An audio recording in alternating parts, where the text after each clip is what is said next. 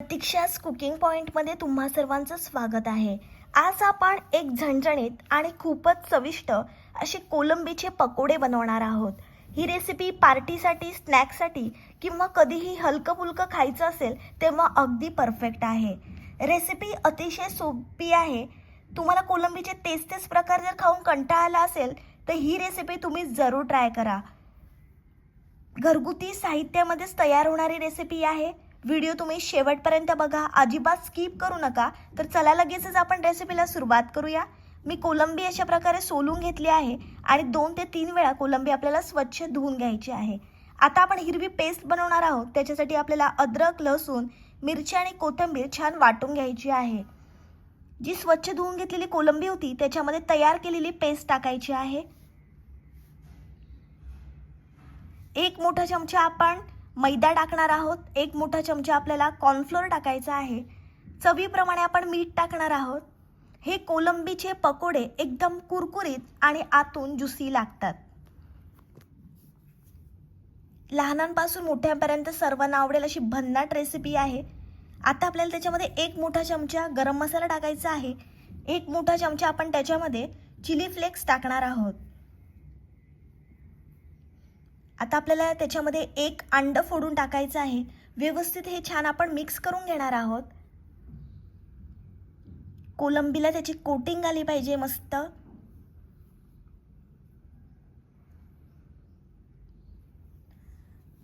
तुम्ही पहिल्यांदाच माझी रेसिपी बघता आणि अजूनपर्यंत चॅनलला सबस्क्राइब केलं नसेल तर जरूर चॅनलला सबस्क्राइब करा।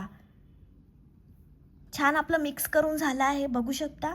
आता आपल्याला कढई छान गरम करून घ्यायची आहे आणि त्याच्यामध्ये आपण तेल टाकणार आहोत। तेल सुद्धा आपल्याला मस्त गरम करून घ्यायचं आहे। ही कोलंबी आता आपण मस्त तळून घेणार आहोत, म्हणजे जे आपल्याला पकोडे बनवायचे आहेत। एक एक कोलंबी आपण तेलामध्ये सोडणार आहोत।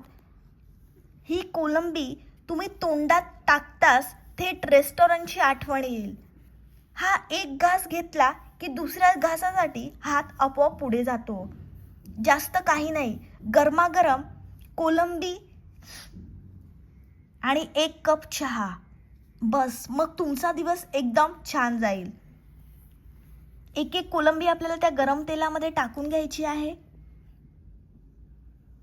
तुम्हाला जर माझी रेसिपी आवडत असेल तर तुमच्या मित्रमैत्रिणींपर्यंत खूप खूप शेअर करा। पार्टी असो किंवा थंडीचा दिवस, या डिशने सगळेच खुश होतात।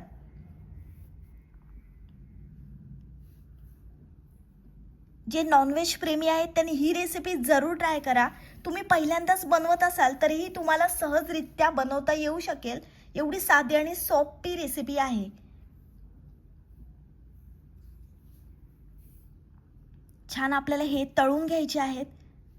एक बाजू शिजल्यानंतर आपण पलटून घेणार आहोत। बघू शकता किती भारी झाले आहेत कोलंबीचे पकोडे। हे तुम्ही सॉस, मेयोनीज किंवा शेजवान चटणी सोबत खा, खूप भारी लागतात। ही रेसिपी तुम्ही फॉलो केलीत तर घरीच रेस्टॉरंट सारखे पकोडे होतील। तुमचे आवडते पकोडे कोणते आहेत? मी तर कोलंबीची खूप मोठी फॅन आहे। जर या रेसिपीमध्ये तुम्ही काही ट्विस्ट करता तर मला पण सांगा, मी पण ट्राय करेन। छान आपल्याला व्यवस्थित हे तळून घ्यायचे आहेत।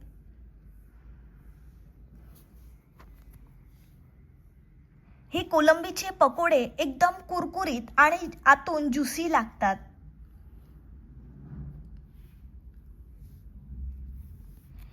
हे कोलंबीचे पकोडे पाहून कोणाच्या आठवणी आल्या, कधी शेवटचे कोलंबी पकोडे खाल्ले होते ते कमेंट्स करून नक्की सांगा। कधी कधी फॅन्सी काही नको, अशा साध्याशा गोष्टी मनाला जास्त भावतात।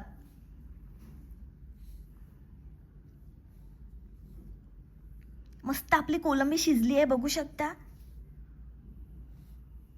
थंडीमध्ये एकदम फिट बसणारी ही रेसिपी आहे।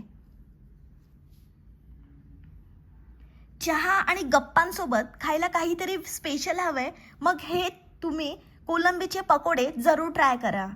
कोलंबी प्रेमींनो, आजची रेसिपी फक्त तुमच्यासाठी आहे। अशाच प्रकारे सर्व कोलंबीचे पकोडे आपण तळून घेतले आहेत।